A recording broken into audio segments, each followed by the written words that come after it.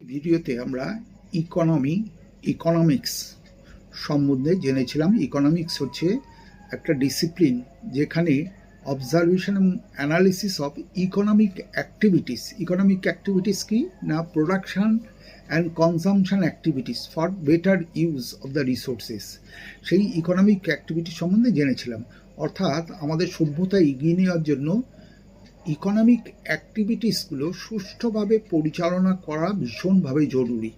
এই পরিচালনা করার জন্য যে ব্যবস্থাটা, সেইখান থেকে আমাদের যে ধারণাটার উৎপত্তি হচ্ছে সেটা হচ্ছে বাজারের ধারণা, অর্থাৎ market is nothing but an institution. একটা ইনস্টিটিউশন যেমন একটা বিশেষ পরিষেবা দেয়, তেমনি বাজারও একটা পরিষেবা দিচ্ছে। একটা market is an organization which organizes free interaction of individuals following their respective economic pursuits. The price of the goods and service is collectively consented to by the purchaser and seller. অর্থাৎ ক্রেতা এবং বিক্রেতা তারা উভয়দের মধ্যে মত আদান প্রদান করে তার মূল্য নির্ধারণ করে, তবে সেই জিনিসটা কেনা বা বেচা হয়।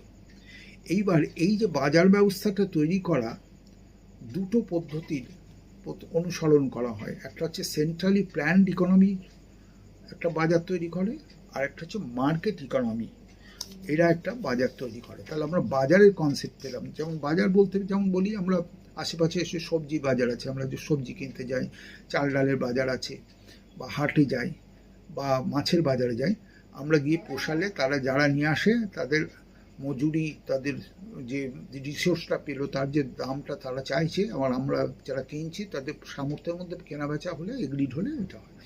দিস ইজ নাথিং বাট যে সাধারণ মার্কেটে। কিন্তু কী হয়, সেন্ট্রালি প্ল্যান্ড ইকোনমি, অনেক জিনিস এমনিতে কিন্তু কেউ তৈরি করবে না বা নিয়ে আসবে না, এত খরচা, এত পরিশ্রম, এত টেকনোলজির প্রয়োজন, সেগুলো আবার ভীষণভাবে প্রয়োজন।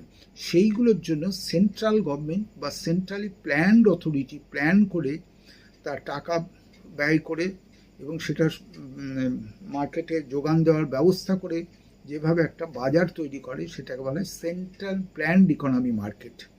যেমন আগে যখন দেশ স্বাধীন হওয়ার পরে আমাদের শিক্ষা দীক্ষার কোনো প্রতিষ্ঠান ছিল না আমাদের সাধারণকে শিক্ষিত করার জন্য, বা হাসপাতাল ছিল না, তখন গভর্নমেন্ট থেকে এগুলোকে মেনলি চালানো হয়েছে, এখন তৈরি হচ্ছে। সুতরাং এক্ষেত্রে তার একটা বিরাট ভূমিকা ছিল। খনি থেকে যে তেল উত্তোলন হবে বা খনিজ পদার্থ তৈরি হবে, সেক্ষেত্রে বিরাট ইনভেস্টমেন্টের দরকার, নিশ্চয়তা দরকার, নিরাপত্তা দরকার। সেটা গভর্নমেন্ট ছাড়া সম্ভব ছিল না। আস্তে আস্তে সেটা এখন দিয়ে দেওয়া হচ্ছে। এবার হচ্ছে মার্কেট ইকোনমি। আমরা সেন্ট্রালি প্ল্যান্ড ইকোনমিতে ওই যে জিনিসগুলো আমরা সাধারণ ব্যক্তিগত উদ্যোগে হয় না, তারা করলো, তার যে বাজার তৈরি হয় সেটা সেন্ট্রাল প্ল্যান্ড ইকোনমি। তারা সেভাবে যে কেউ যে যতটা চাইবে প্রত্যেকে যাতে প্রয়োজন মতো পায়, সেটা সেন্ট্রালি প্ল্যান্ড ইকোনমি। তেমনি মার্কেট ইকোনমি কী হলো, ওই যে বললাম প্রথমেই যে বলা হয়েছে, আমরা যে বাজার বলতে যা বুঝি, সেখানে আমরা ক্রেতা এবং বিক্রেতা তাদের চাহিদা এবং যোগানের ওপর করে আমরা তার পাবো।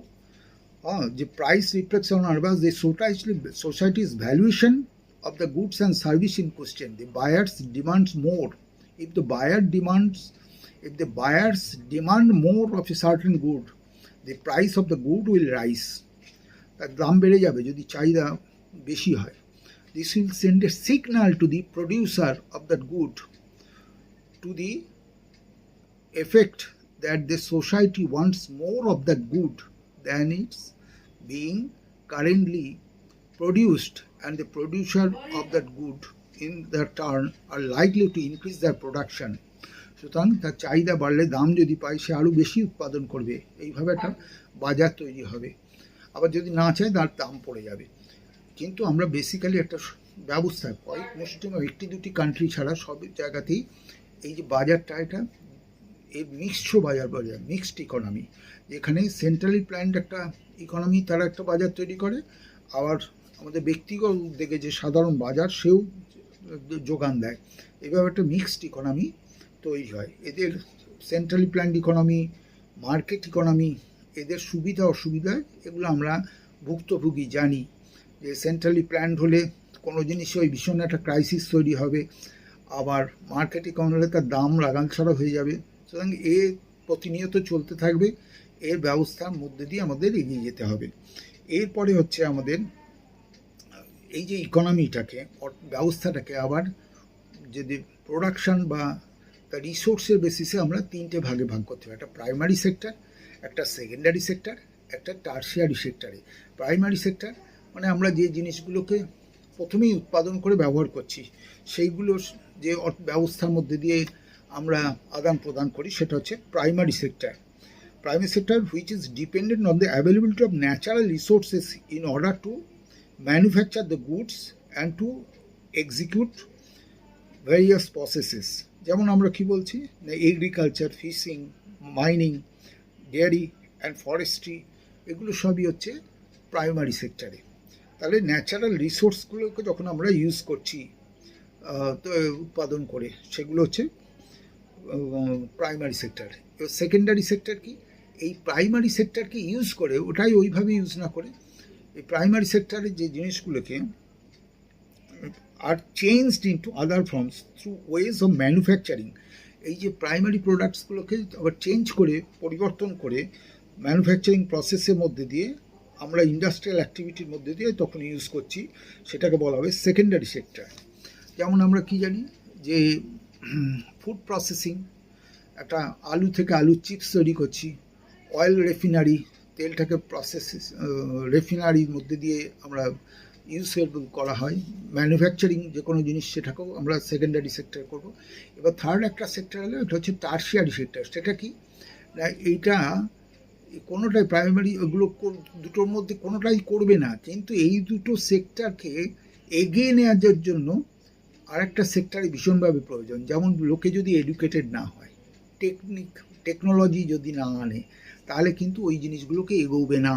তাহলে এইগুলো যেমন এডুকেশন, এগুলো সব টার্সিয়ারি সেক্টরে। এরা কিন্তু যা development of primary and secondary সেক্টরকে এই সেক্টরটা হেল্প করছে যে অ্যাক্টিভিটির মধ্যে দিয়ে।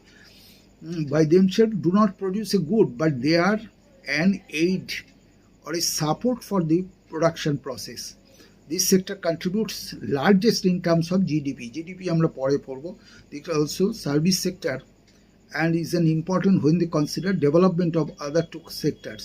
ঠিক আছে, for example, we require teachers, doctors, and those who provide personal service such as washermen, barbers, cobblers, lawyers, and people to do administrative and accounting works.